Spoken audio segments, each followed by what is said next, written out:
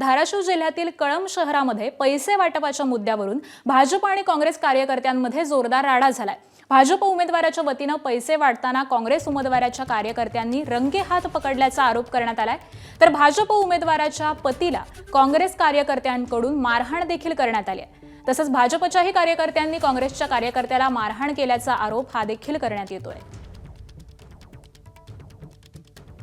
त्या व्यक्तीला पारदेशी व्यक्तीला मोल्यामध्ये भेटायला गेलो। त्यांची काय तक्रार आहे की आम्ही समजून घेत असतानाच विरोधी पक्षाचे श्री पांडुरंग कुंभार यांचे 3-4 गाड्यावर 5-7 व्यक्ती आले आणि डायरेक्ट त्यांनी आम्हाला मारायला चालू केले। 10 ते 15 जण होते। डॉक्टर वाघ, हर्षद आंबुरे पैसे वाटत होते। मी त्यांना विचारलं, तुम्ही पैसे वाटप करू नका, लोकशाही पद्धतीने काय ते मतदारांना तुम्ही प्रेरित करा। त्यांनी माझ्यावर डायरेक्ट हल्ला केला। कशाने हल्ला झाला तुमच्यावर? लाता बुक्क्याने माझ्यावर मारहाण झाली। 5-7 जण होते, मला बेदम मारत होते। एबीपी माझा, उघडा डोळे बघा नीट।